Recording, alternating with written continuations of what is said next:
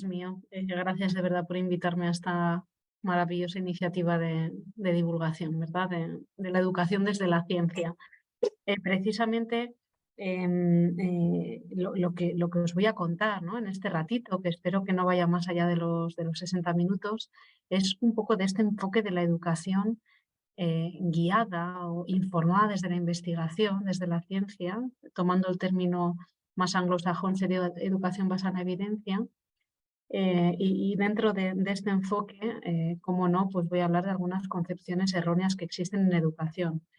Bien concepciones más centradas en la neurociencia o concepciones más generales, ¿no? Más allá de la neurociencia, aunque desafortunadamente las distorsiones, simplificaciones que se hacen de la neurociencia, pues han tenido mucho éxito en educación con consecuencias no siempre deseables.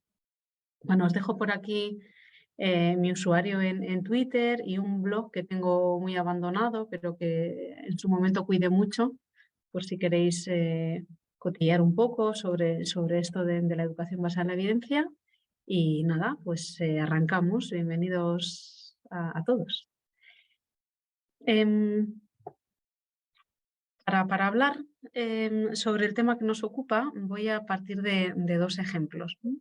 Uno es el tema de la jornada continua y la jornada partida, lo llamo el eterno dilema, y es que, bueno, pues como muchos sabréis, en España existe un debate en torno a qué tipo de jornada escolar adoptar en los centros escolares, ¿no? Aquella en la que todas las sesiones de aprendizaje se concentran antes de la comida, que es la jornada continua, o aquella en la que las sesiones de aprendizaje se dividen en dos tiempos, una serie de sesiones antes de la comida, pausa para comer, y una o dos sesiones más de aprendizaje después de la comida. Desde que allá por el año 92, y creo recordar bien en las Canarias, se decidiera optar por la jornada continua, cada vez han sido más las comunidades autónomas que se han sumado a este tipo de jornada, mientras que la partida ha ido menguando, ¿no? Hasta el punto de que a día de hoy creo que son solo 3 comunidades autónomas donde en todos los centros la jornada escolar es partida. Los defensores de la jornada continua lo que defienden es que esta beneficia el rendimiento académico de los estudiantes, favorece la atención y disminuye la fatiga, ¿no? el cansancio que supone la jornada partida.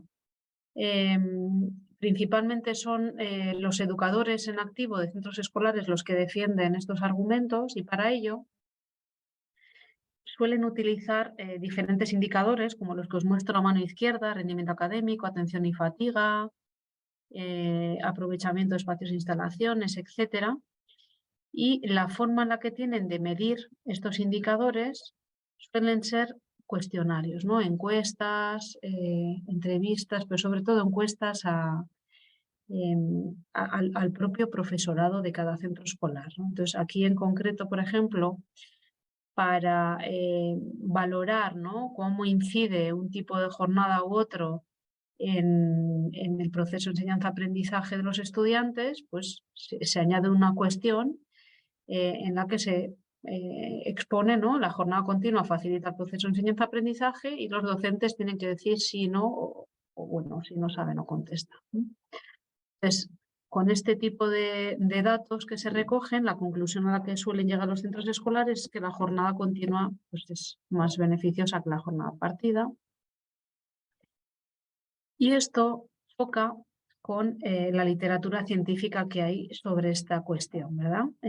Si bien es cierto que los estudios que hay, cuyo objetivo es estimar qué impacto tiene la jornada escolar en el rendimiento académico, son escasos y con unas limitaciones metodológicas importantes, sí hay, por ejemplo, abundante literatura a nivel internacional y también nacional, puesto que tenemos algunos investigadores en España que están centrados en esta cuestión, sobre cómo se adaptan las diferentes jornadas escolares a las curvas atencionales que experimentan los estudiantes, ¿no?, a lo largo del día. Aquí os muestro 3 estudios diferentes, hay muchos más, hay incluso revisiones de la literatura ya, ¿no? Que digamos que devuelven resultados más concluyentes. Y os muestro aquí 2 gráficas, ambas de alguna manera tratan de dibujar la curva atencional de los estudiantes a lo largo del día, desde la mañana hasta la tarde. Y la diferencia entre ambas es que la que está a mano izquierda en colores es una gráfica elaborada por un centro escolar que ha tratado de medir la atención de los estudiantes a lo largo del día mediante pruebas subjetivas, ¿verdad? Cuestionarios. Y la gráfica de la derecha corresponde a un estudio que ha medido la atención a través de tareas de discriminación visual, con cálculo de tiempo y bueno, pues con pruebas estandarizadas. Lo que se ve es que mientras que los centros escolares obtienen un pico atencional entre las 12 y la 1 del mediodía y luego la atención cae, ¿verdad?, hasta las 3 de la tarde y no se recupera ya hasta la tarde muy avanzada, los estudios científicos que se han hecho para medir esta misma curva atencional obtienen un resultado muy diferente, ¿verdad? Porque digamos que el pico atencional está hacia las 11 de la mañana, en la hora en la que los centros escolares obtienen un pico atencional, los estudios de investigación lo que obtienen es todo lo contrario, un descenso, y luego estos estudios científicos obtienen un resultado de un incremento de la atención a medida que transcurre la tarde. Claramente aquí hay una incongruencia de resultados, ¿no? Y no es baladí porque unos han sido obtenidos de forma subjetiva y los otros de forma objetiva, ¿no? Entonces, la pregunta que yo lanzo es, la decisión o el proceso de toma de decisiones que se viene tomando en centros escolares de toda España desde los 90 sobre qué tipo de jornada escolar adoptar, ¿sería la misma si se contara con datos de literatura científica, además de con datos recogidos de forma más bien casera? Dejo esa pregunta en el aire. Vamos con otro ejemplo. Las TIC en educación, ¿verdad? Parece que el mensaje que se lanza es que van a revolucionar la educación, ¿no? Se habla de las aulas del futuro y son aulas que están muy dotadas de TIC. Es cierto que las tecnologías de la información y la comunicación quizás son uno de los elementos que más cambios han introducido últimamente en el sistema educativo. La propia Comisión Europea ya por el año 2011 indicó, ¿no?, que las TIC pues iban a ser un elemento crucial, ¿no?, para bien en la educación. Y esto explica, por una parte, la gran oferta que hay sobre TIC hacia los docentes, sobre todo por parte de empresas tecnológicas, y a su vez el gran entusiasmo que muestran los docentes, lógicamente, por integrar este recurso que ofrece tantas y tan buenas oportunidades de aprendizaje a los estudiantes, ¿no? Aquí es cierto que cabe subrayar que el interés que mueve a las empresas tecnológicas, lógicamente, pues no suele pasar por lo que dice la investigación, ¿no?, sobre los pros y contras de las TIC en educación. Y de hecho, la oferta que hay en TIC normalmente está más centrada en ofrecer diferentes soportes que en ofrecer formas de integrar las TIC en el día a día de las aulas, ¿no? Y de hecho, bueno, esta oferta, ¿no?, que suele consistir en soportes tecnológicos, se suele ofertar a los centros escolares de una forma muy atractiva, ¿no?, con coste cero para los centros, y esto puede crear un conflicto de intereses importante.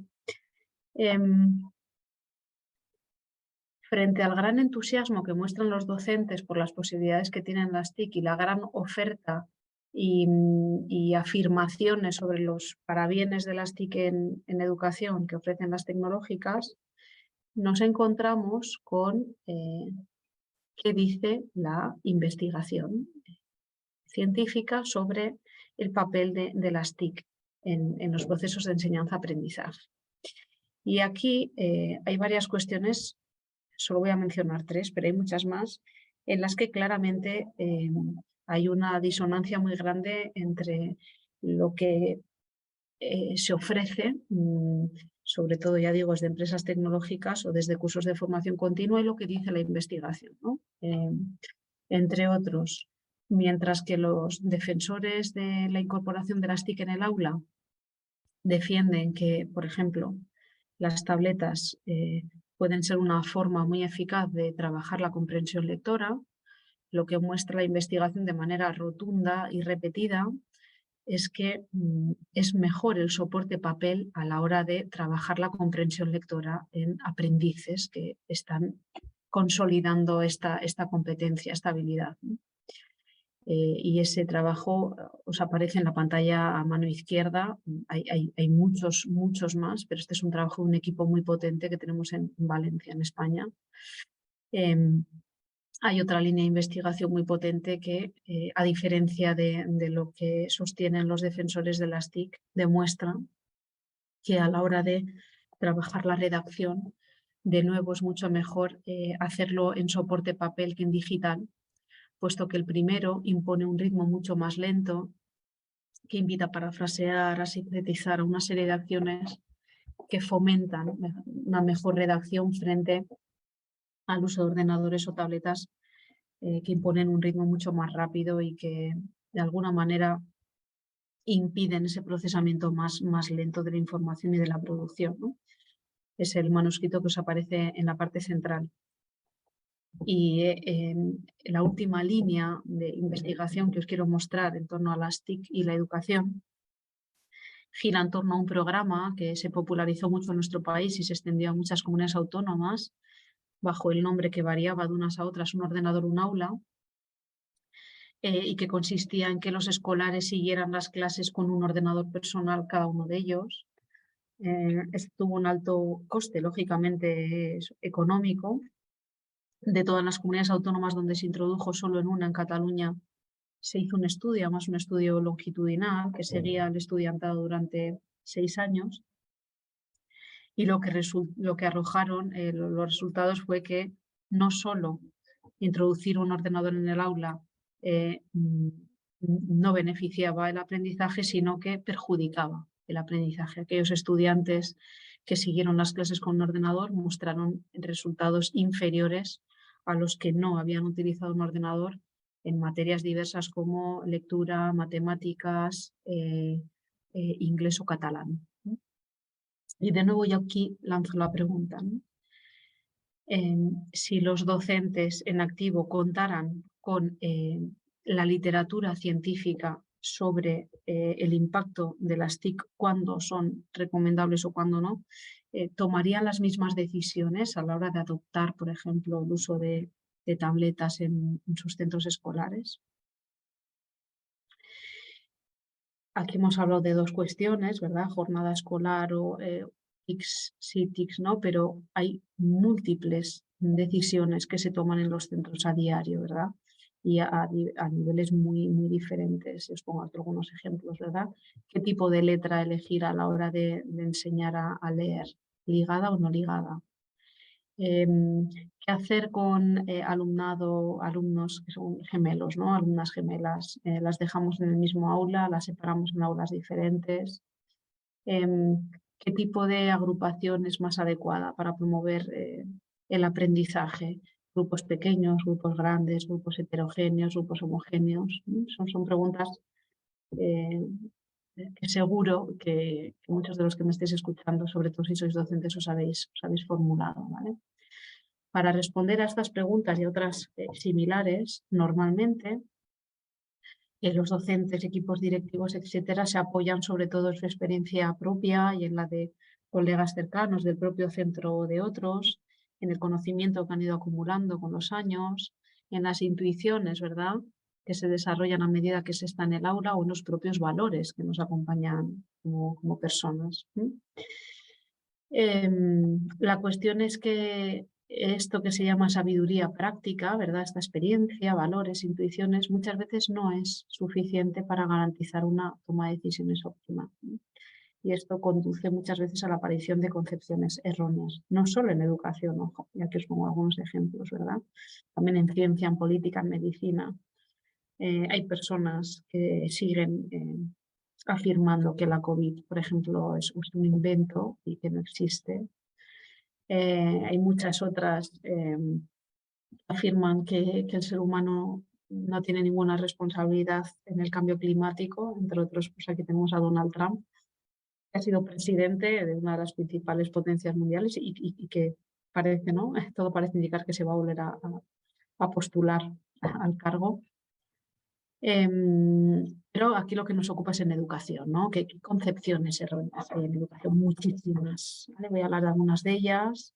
Aquí os pongo algunas imágenes de métodos, ideas, etcétera, que claramente no están sustentados por lo que dice la ciencia. Todo el programa de estimulación temprana de Glenn Doman, que está en cualquier librería, desafortunadamente en nuestro país. Método Verar de estimulación del sistema educativo para un sinfín de problemas educativos. La terapia floral infantil también para abordar muchísimas problemáticas, como os avanzo, ¿verdad?, en esta imagen. Voy a abordar algunas más concretamente ligadas a la neurociencia, ¿verdad?, que es un tema que despierta bastante interés, pero hay muchísimas. El mensaje que os quiero lanzar es que hay muchísimas concepciones erróneas con mayor o menor impacto en el rendimiento académico, en el aprendizaje de los estudiantes y, por tanto, pues en su vida académica, laboral y, por supuesto, vital. Os muestro aquí la portada de un estudio en el que tuve la oportunidad de participar en el año 2016, en el que aplicábamos un cuestionario para medir la prevalencia de creencias sobre neuromitos o concepciones e ideas en torno al cerebro de docentes españoles en activo. En esta tabla aparecen los neuromitos que estaban incluidos en aquel cuestionario, que por supuesto también incluía afirmaciones correctas sobre el funcionamiento del cerebro.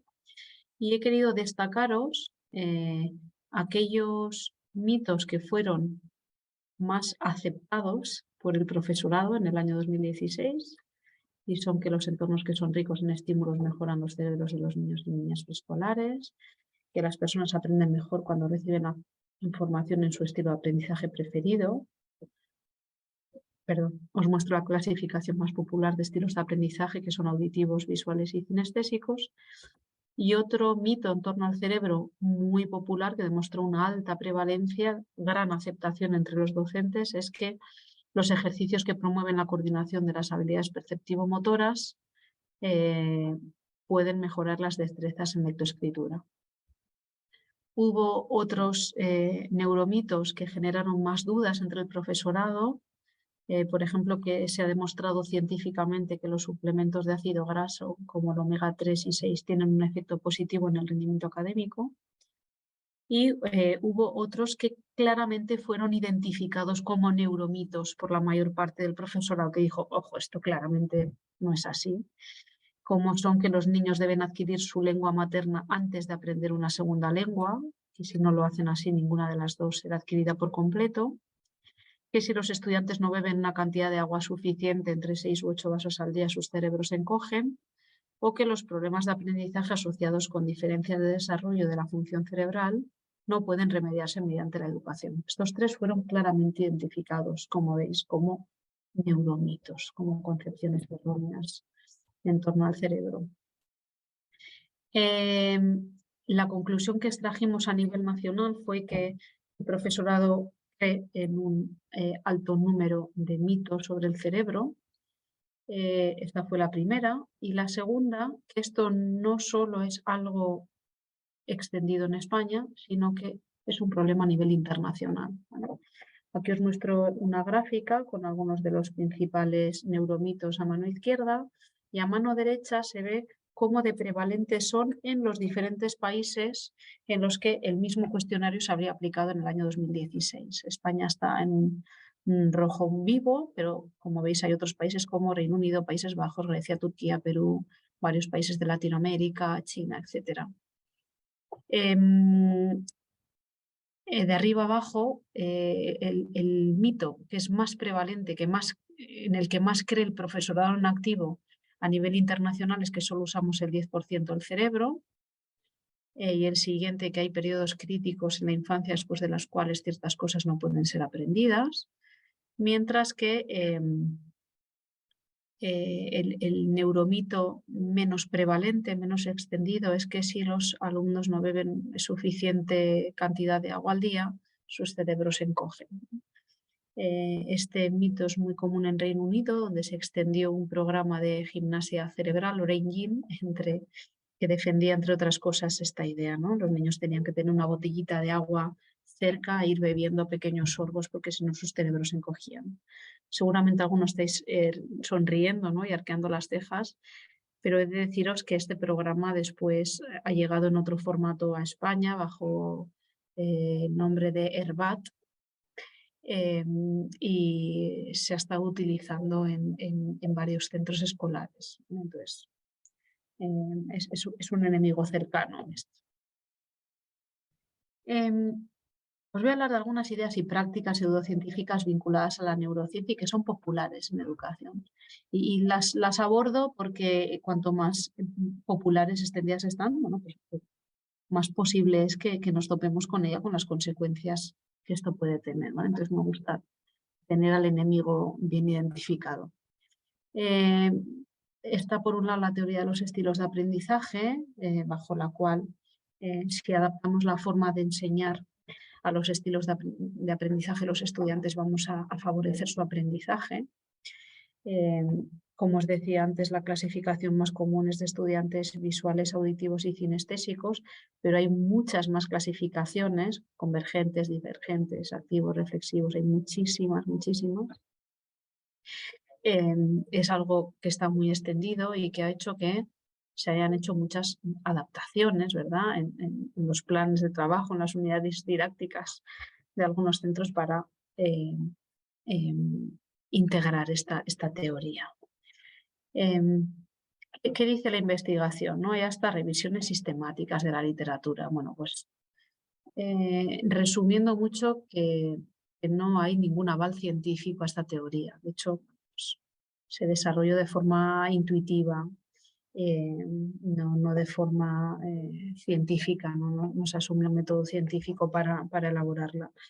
Y de aquí lo interesante es decir que es verdad que las personas nos diferenciamos en la forma de aprender, empezando porque tenemos conocimientos previos diferentes, tenemos capacidades diferentes, intereses diferentes, y eso es así. Pero esto no significa que se nos pueda clasificar, ¿no? Etiquetar en alumnos audiovisuales, auditivos o cinestésicos u otras clasificaciones, somos mucho más complejos y en ningún caso estas etiquetas deben determinar la forma en la que aprender, ¿no? Enseñar. Debe ser más bien la propia naturaleza del contenido que se quiere enseñar el que tiene que determinar cuál es la mejor forma de enseñar. Claramente, si lo que queremos enseñar es melodía, la vía principal que usaremos es la auditiva.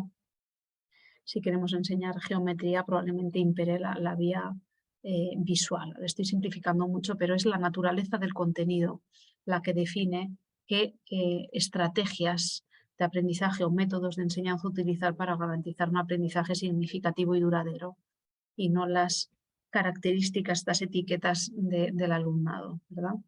Estos son dos de los principales trabajos que han abordado este tema y en los que se pone claramente en evidencia que es una teoría sin respaldo, pero que sin embargo es muy popular, está muy extendida y que bueno, puede ser perjudicial en la medida en la que se hagan cambios o se invierta tiempo y dinero en integrarla, ¿verdad?, en lo que se hace dentro del aula.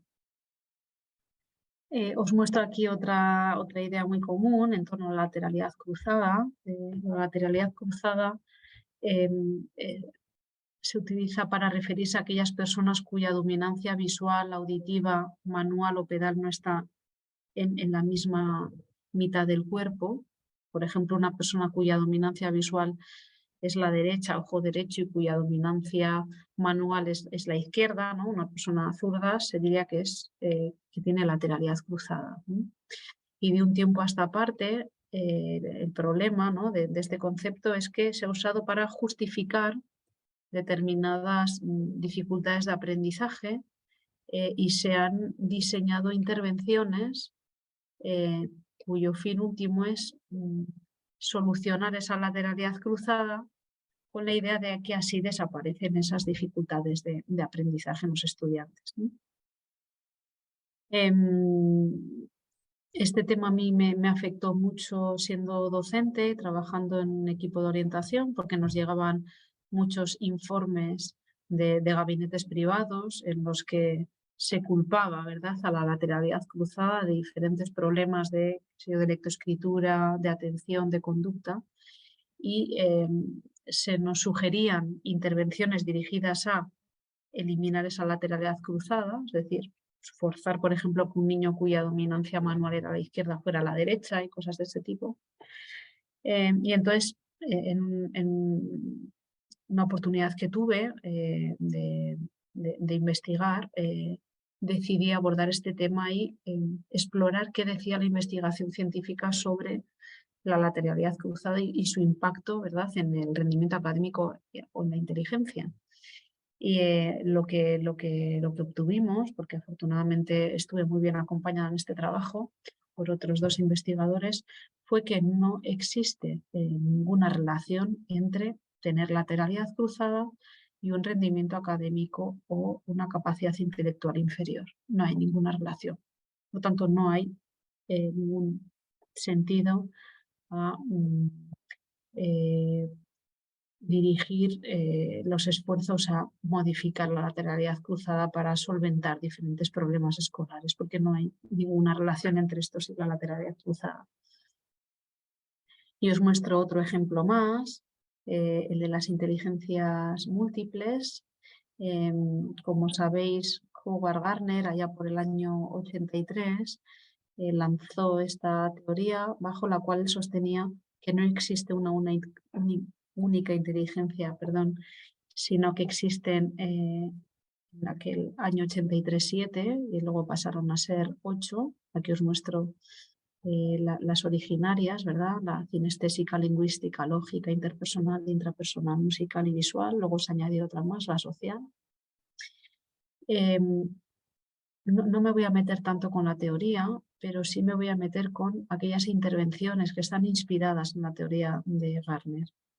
De nuevo, aquí tuve la gran oportunidad de explorar, ¿no?, qué decía la investigación sobre el impacto que tiene utilizar intervenciones inspiradas en la teoría de las inteligencias múltiples en el rendimiento académico de los estudiantes. Y lo que comprobamos es que la investigación que se ha hecho es muy poca y con unas limitaciones metodológicas tan importantes que no se puede concluir nada, ¿no? Desde que no se incluye un grupo control, aquel en el que no se pone a prueba las intervenciones inspiradas en Gardner frente a un grupo experimental en el que sí, o sea, no se contaba con grupo control o no se explicaba en qué había consistido la intervención. Entonces, aunque fuera exitosa, no sabíamos en qué consistía esto de una intervención inspirada en las inteligencias múltiples.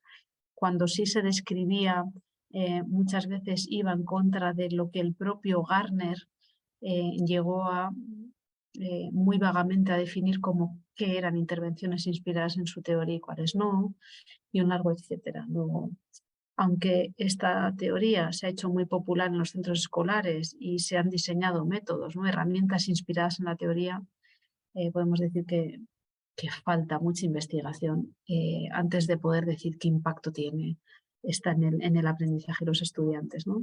Y vaya por delante que esto el propio Gardner lo reconoce y que cuando él creó esta teoría en ningún momento estaba pensando en que fuera utilizada como inspiración para intervenciones educativas. Os muestro otro más, ha salido antes, en torno al neuromito de beber 6 u 8 vasos de agua al día, Brain Gym, de gimnasia cerebral. Este método se extendió como la pólvora en Reino Unido, con las consecuentes inversiones económicas, también desde públicas del sistema educativo británico público.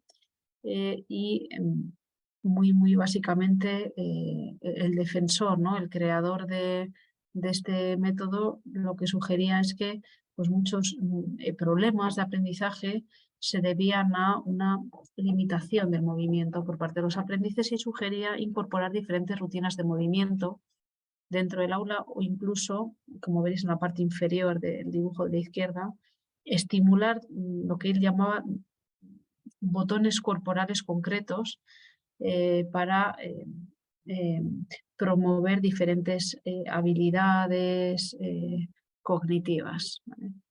Esto es muy sorprendente. Esto incluye lo de beber esos vasos de agua al día para que el cerebro no encogiera. Y claramente, como os muestro en este trabajo de la derecha, aunque en muchos más se ha demostrado pues, que esto no tiene ningún sustento científico y por tanto aplicarlo es una pérdida de tiempo y dinero. Y os lo muestro, como os decía antes, porque tenemos una versión española, Herbat, que nació nada más y nada menos que por parte de un investigador de una facultad de medicina de Madrid y que lo extendió de forma experimental a diferentes centros, sobre todo en la Comunidad de Madrid, pero también fuera, que dedicaron tiempo y dinero a introducirlo y del que lógicamente pues nunca se han dado resultados sobre su impacto.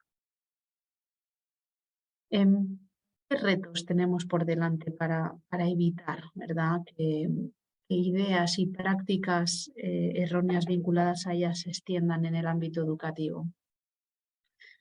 Pues yo diría que el principal reto es salvar la brecha que existe entre la práctica y la investigación educativa, ¿no? Hay una gran laguna, ¿no? Hay un gran espacio que separa una y otra realidad y que facilita que se popularicen y se extiendan ideas erróneas en materia educativa.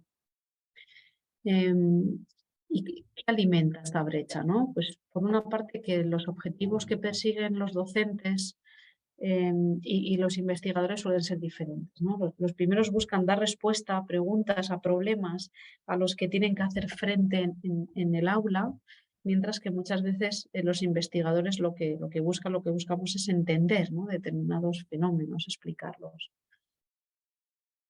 Lógicamente, docentes e investigadores empleamos lenguaje diferente, que muchas veces hace difícil el encontrarnos, ¿no?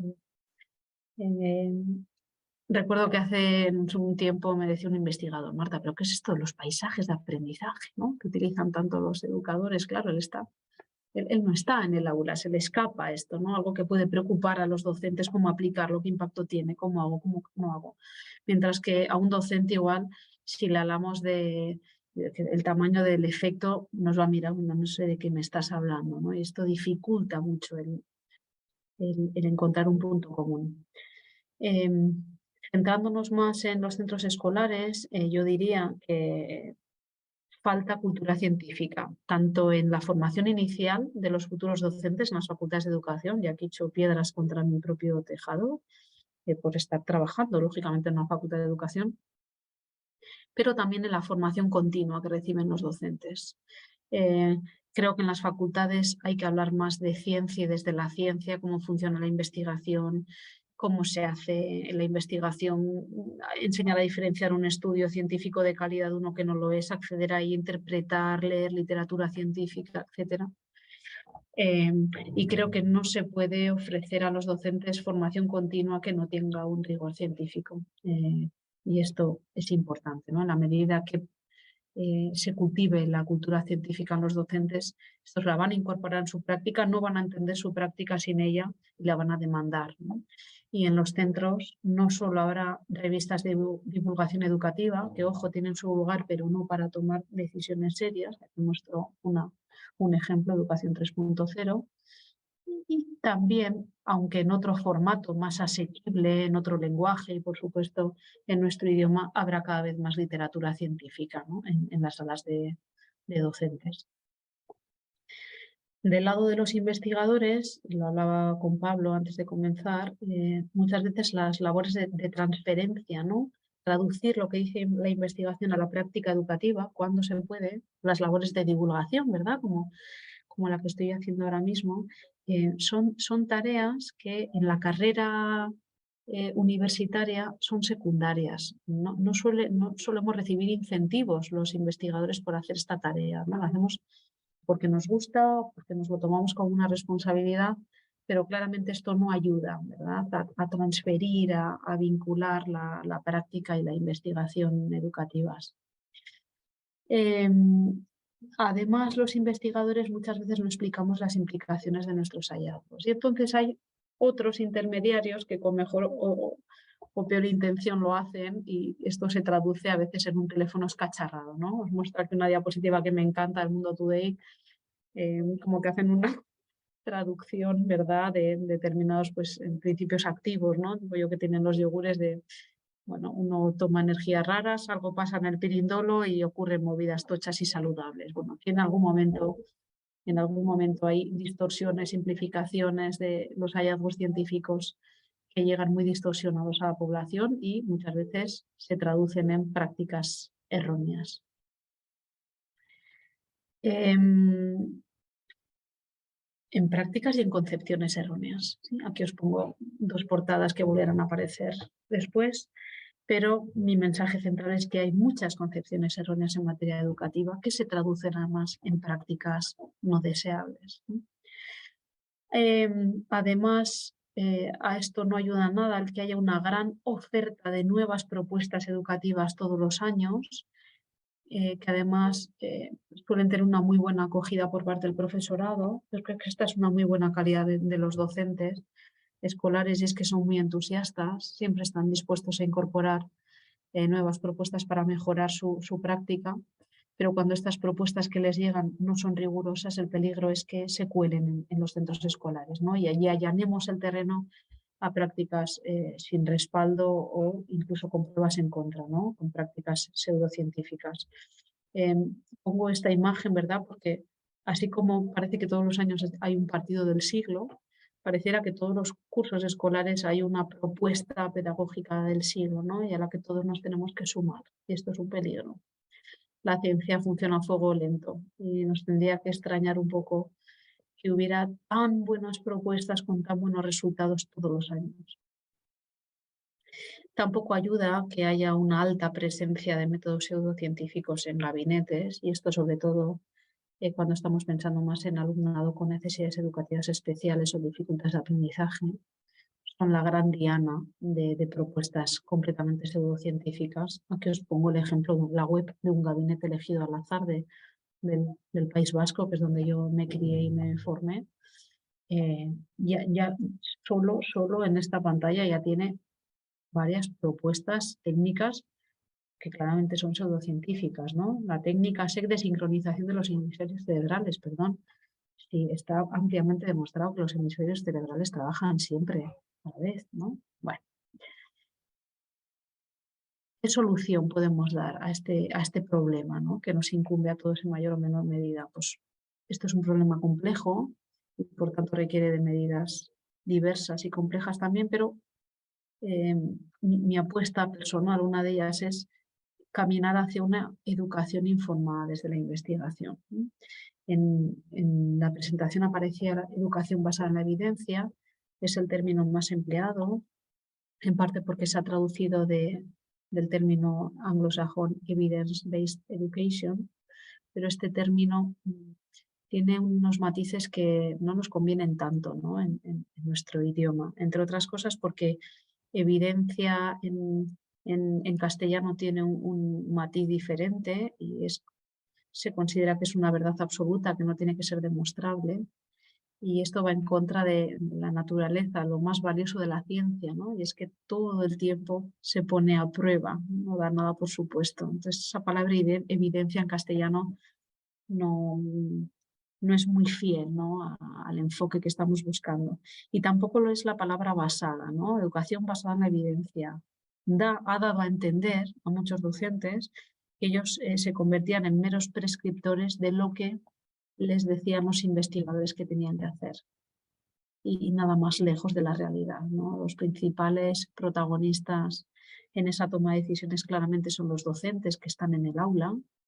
En la investigación, los investigadores, su labor no es la autoridad máxima, ni mucho menos, no es la única fuente de información a la que recurrir, es una más. Vamos a ver ahora.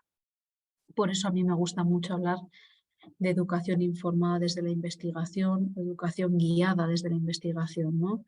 Desde luego, no contaría con las palabras ni basada ni evidencia, ¿no? Pero es verdad que todavía no tenemos un término oficial, creo, en nuestro país para hablar de este enfoque, ¿no? ¿Qué es la educación informada desde la investigación o guiada por la investigación? Pues es la educación guiada por las mejores pruebas científicas disponibles, ¿no? Ni más ni menos. Este enfoque ha sido muy exitoso, ha introducido un cambio radical en la medicina. Yo os pongo aquí algunos ejemplos. Ignaz Semmelweis, que introduciendo el método científico descubrió que el lavado de manos es fundamental entre los sanitarios para evitar, por ejemplo, infecciones, y lo hizo gracias a incorporar la ciencia en la práctica de la medicina. O Jon Snow, no el de Juego de Tronos, sino aquel que aplicando el método científico, en este caso el método geográfico, por primera vez hizo un seguimiento de una pandemia que se extendió en el Soho de Londres por una fuente de agua infesta. Hay múltiples ejemplos en medicina que demuestran cómo la introducción del método científico ha supuesto un antes y un después en la medicina, y yo me pregunto por qué no podemos hacer esto en educación, ¿verdad? Volviendo, ¿verdad?, al concepto de educación informada desde la investigación, sería aquella que integra la competencia profesional de los docentes con las mejores pruebas aportadas por la investigación para una mejor toma de decisiones y una mejora en la calidad de la enseñanza. Junto con las fuentes de las que hablábamos antes de información que utilizan los docentes para tomar decisiones, como son su experiencia, sus valores, sus intuiciones, ¿por qué no? ¿Por qué no atender, leer, consultar qué dice la investigación? Y no, ojo, no cualquier investigación, investigación de calidad. No se trata, lo decía antes, de restar autoridad a los docentes ni de decirles lo que tienen que hacer mediante un conjunto de recetas, ¿no? Ni se trata de tomar los aportes de la investigación como meras prescripciones, sino como una fuente de información más, ¿no? Este sería, bajo mi punto de vista, el ideal al que debiéramos caminar, ¿no?, en el ámbito educativo. Os muestro en pequeñito a mano izquierda una triada que se creó sobre la medicina basada en la evidencia, que tiene en cuenta la investigación, la de alta calidad, también la experiencia clínica de los médicos, de los doctores, de los sanitarios, perdón, en general, y también las características del paciente, sus valores y preferencias, hay que tenerlo todo en cuenta. Creo que esto claramente se podría importar al ámbito educativo, ¿no? Entonces, una educación guiada por la evidencia, por la investigación, sería aquella que tiene en cuenta las mejores pruebas derivadas de la investigación educativa, que tiene en cuenta también la experiencia, conocimientos, habilidades y juicio profesional docente y, cómo no, el contexto. El tipo de alumnado, el tipo de centro, el tipo de familias, etcétera. ¿Por qué no? Está hablando todo el tiempo de prácticas educativas ineficaces.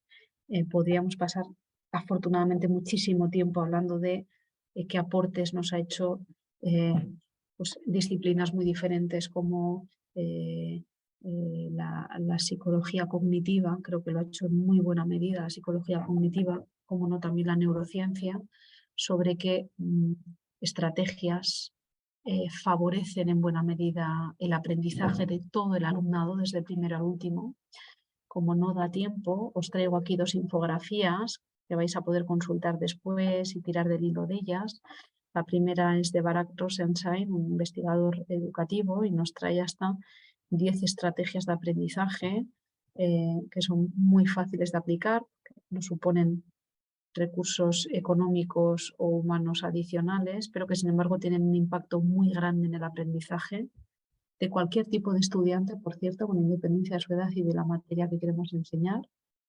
En esta misma línea os traigo una infografía que elaboró la FECIT dentro del curso del que os hablaba antes Pablo, en el que he tenido yo la oportunidad de participar y que podéis encontrar fácilmente si en cualquier motor de búsqueda introducís FECIT Edu. Esta infografía contiene 12 ingredientes sobre estrategias que han demostrado ser altamente eficaces para promover el aprendizaje desde lo que dice la investigación, principalmente la psicología cognitiva. Son algunas tan sencillas como activar los conocimientos previos, promover la evocación, ¿verdad? El recuperar de la memoria aquello que hemos aprendido antes. Os invito a que entréis en la web de la FECIT y lo leáis con calma. Y me gustaría terminar haciendo una pequeña reflexión, ¿no? ¿Qué ocurre si no dotamos de rigor la educación? Bueno, pues que otros ocuparán su lugar, ¿no? Otros ocuparán el lugar del rigor. Estos son testimonios, intereses particulares, modas. Hay mucho vendehumos en educación. Algunos con más o menos intencionalidad. Pero lo hay y esto no lo podemos olvidar, lo tenemos que tener muy, muy presente. ¿Qué ocurre si no tenemos en cuenta lo que dice la investigación, la ciencia en materia educativa? Pues que podemos tomar decisiones equivocadas, ¿no? Aquí os pongo un ejemplo de una propuesta que trajo Isabel Cela cuando todavía era ministra de Educación hace unos años, en la que proponía que los alumnos de centros escolares evaluasen la labor de sus docentes, ¿no? Yo os confieso que a mí esto me sentó muy mal porque no había investigación en población escolar, pero sí en universitaria, que demuestra de forma sólida que la nota que los escolares ponen, que los alumnos, perdón, que el alumnado, en este caso universitario, pone a sus docentes, está directamente relacionada con las calificaciones o el tipo de examen que les pone el docente, ¿no?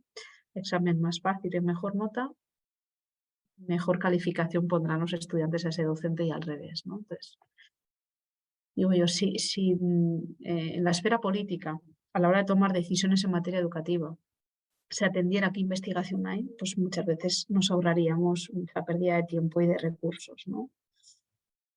Aquí os muestro uno de los tantos estudios que demuestran que claramente los escolares, los estudiantes van a calificar a sus docentes de acuerdo a la calificación que a su vez los docentes les han puesto a ellos en los exámenes, ¿no? Por tanto, esto no va a mejorar el sistema educativo de ninguna manera y no tiene sentido incorporar esa evaluación. Os muestro también algo de lo que os he hablado antes, ¿no? Esa introducción que se hizo masiva de ordenadores personales en las aulas, cuando lo que nos estaba diciendo la investigación es que no solo no tenía beneficios, sino que esa medida perjudicaba el aprendizaje. ¿Por qué no atendemos a la ciencia también a la hora de tomar decisiones en materia educativa? Os muestro aquí una parte final de un libro que me gusta mucho, What Does This Look Like in the Classroom?, en el que se nos sugiere, ¿no?, a los docentes, antes de tomar una decisión, incorporar una nueva propuesta educativa en un centro, hacernos estas preguntas, ¿no?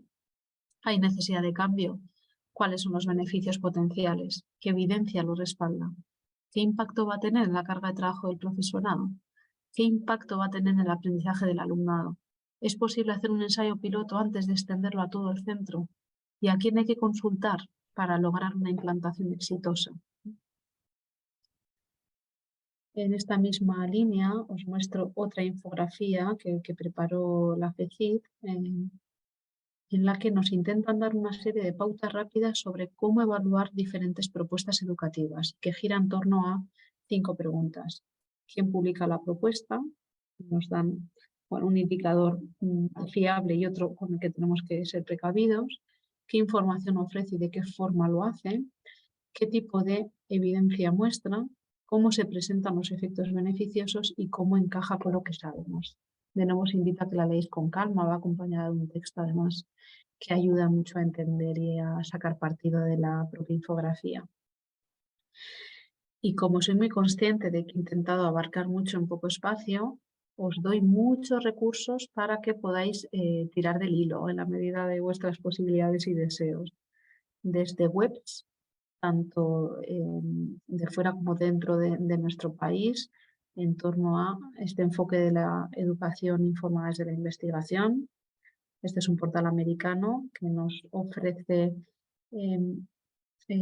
textos en un formato muy agradable para docentes sobre qué dice la investigación en diferentes materias como literatura, aprendizaje del inglés, ciencia, conducta, etcétera. En esta misma línea os muestro otro británico potentísimo, con financiación, por cierto, el gobierno británico, Education Endowment Foundation, muy interesante, hace revisiones de la literatura, informes, hacen investigación dentro de centros escolares y con los propios docentes, ¿no? Tienen como colegios laboratorio.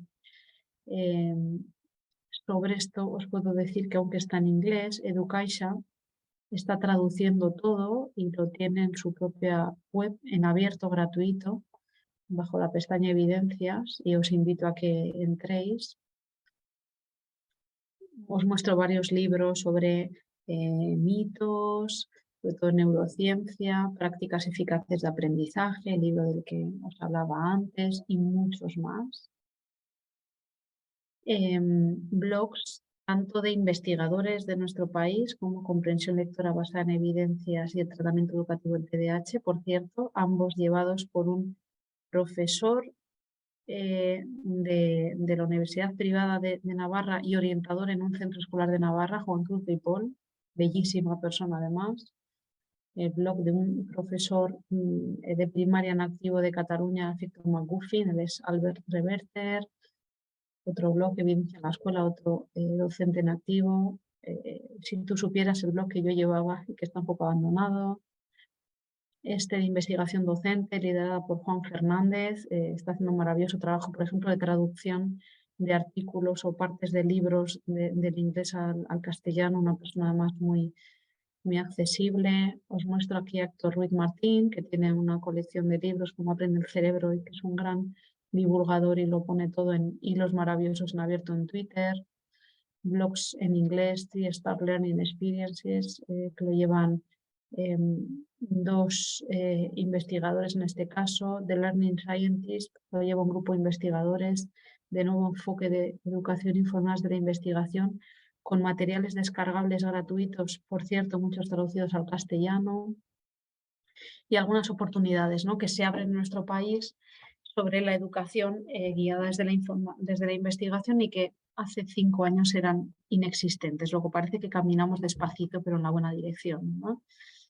El evento divulgativo Las pruebas de la educación, que comenzó en el País Vasco y se ha extendido a toda España, muy interesante. Si entráis en la web de Fundación Promaestro, encontraréis todas las jornadas que se han hecho con los vídeos colgados en abierto. La iniciativa de la FECIT Educación Guiada por la Evidencia, que entre otras cosas ofrece las infografías que os he mostrado, webinars, entradas de blog, etcétera, muy interesante. El equipo de investigación Fundación Educación Sí, que promueve la educación basada en evidencias, está en Andalucía, en Granada. Jornadas de ciencia, semanas de la ciencia, en las que nunca se había incorporado la educación y que se ha empezado a incorporar, por ejemplo en La Rioja o en las Islas Baleares. La nueva ley educativa con muchas lagunas y muchas partes mejorables, pero sé que en algunas de sus secciones se ha tenido en cuenta qué decía la investigación. O la iniciativa Agrupaciones de Centros Educativos, que se creó originalmente para centros escolares de diferentes comunidades autónomas que querían trabajar en torno a un mismo proyecto, tuvieran una plataforma de encuentro. Bueno, pues a esa plataforma se ha añadido la posibilidad de que los grupos de investigación estemos ahí asesorando a los centros escolares. Y os pongo aquí las referencias que aparecen a lo largo de la presentación. De nuevo, perdón, por si queréis tirar del hilo. Eso es todo. Espero no haberme acelerado mucho y que os haya resultado interesante. Muchísimas gracias a todas las personas que estáis detrás. Un placer. Lo digo muchas veces, ¿no? Y si alguna persona aquí me ha escuchado en otras ocasiones dirá, qué cansina, Marta, ¿no? Siempre dice lo mismo, pero me encanta, ¿no? Lo escuché una vez en otro contexto y lo asumí, lo adopté en educación y es que creo que es mejor en educación estar a la penúltima que a la última. Porque creo que en general se asocia mucho la palabra innovación con algo nuevo. Y algo nuevo en educación muchas veces es algo que todavía no se ha probado lo suficiente. No se sabe cómo de eficaz es en diferentes contextos, es decir, con diferente tipo de alumnado, diferentes centros escolares, nivel socioeconómico, etc. Entonces, si adoptamos un método mal llamado innovador en ese sentido, no por nuevo, sin conocer bien la letra pequeña, bajo qué condiciones funciona bien o mal, podemos, sin querer, perjudicar al alumnado o podemos perjudicar al profesorado. Podemos hacer que ese método no arroje tan buenos resultados para los estudiantes o sí, pero que no sean muy diferentes a los que obtenían con otro método que no suponía tanta dedicación por parte del profesorado. Entonces, eh, creo que es bueno para todos que antes de adoptar una nueva forma de trabajar en el aula nos aseguremos muy bien que incorpora beneficios para todos, porque si no entra este coste de oportunidad, ¿no? El tiempo, dinero, recursos que destinamos a ese nuevo método lo dejamos de dedicar a otros métodos más robustos, ¿no? De los que tenemos más pruebas de que realmente funcionan. Y tenemos que ser muy responsables porque está el futuro de muchas personas en juego. Un poquito, diría que primero habría que clarificar muy bien qué entienden las personas que lo practican por diseño universal de aprendizaje. Creo que ahora mismo hay mucha práctica en torno al DUA, pero no evaluada. Lo de presentar información por diferentes canales, los canales que uses dependerán de la naturaleza del contenido, no de las características de cada alumno. No somos tan diferentes cognitivamente hablando como para tener que adaptar esas vías de comunicación a cada estudiante. Eso sí chirría. Eso parece, ¿verdad? Recuerda un poco a los estilos de aprendizaje. Pablo, pero creo que para que eso funcione bien, entonces de nuevo incido en la necesidad de esa cultura científica de la población que exija de motu propio, muy bien, y dame las pruebas científicas que acompañan a esta nueva propuesta. ¿Cuáles son? ¿Dónde están publicadas? Eso es. O sea, lo primero son las metas de aprendizaje que te planteas para tu alumnado. Y ya buscarás luego las herramientas, el cómo. Pero es verdad que sucede mucho que sin darnos cuenta estamos priorizando el cómo al qué, forzando, ¿no? Introducir diferentes formas de cómo Claro. y estamos supeditando el qué al cómo. Y dices, vamos a parar todos, vamos a reflexionar qué queremos enseñar, qué necesidades tenemos, qué fortalezas en nuestro alumnado, en nuestro centro, y vamos a empezar a tomar decisiones desde ahí. Yo siempre digo que hay que tomar con mucha prudencia los mensajes que nos llegan de determinadas propuestas cuando se defiende que sirven para múltiples situaciones problemáticas, etcétera. Y por eso a mí me gusta tantísimo hablar de la letra pequeña, ¿no? De los métodos de educación. El aprendizaje basado en proyectos. Ojo, no puede funcionar igual para un estudiante universitario, que es para el tipo de población para el que se creó, que para un alumno o una alumna de infantil o primaria. No digo que no se pueda aplicar en los segundos, pero los requisitos que hay que garantizar antes para que en estos últimos funcione no pueden ser los mismos que para que funcione en un estudiante universitario, porque son diferentes. Tienen unos conocimientos diferentes, tienen unas capacidades, qué sé yo, de autorregulación, de metacognición diferentes. tienen unas experiencias previas muy diferentes, entonces es que es muy difícil que vaya a funcionar igual. Entonces, esto lo tenemos que tener en cuenta. O un método que implica un uso importante de TIC, pues no funcionará igual en un centro concertado que cuenta con muchos recursos y posibilidades, ¿no?, de adoptar recursos o de ofrecer formación, por ejemplo, a sus docentes, que un centro público con un presupuesto muy limitado y que no se puede permitir ni cambiar una ventana que está rota. Porque luego hay propuestas que a corto plazo se sostienen, pero a medio o largo plazo ya solo por recursos disponibles no. Y esto hay que tenerlo en cuenta. Esto se recoge en esas infografías que os decía de la FECIP, por ejemplo. Entonces, hay que parar y reflexionar.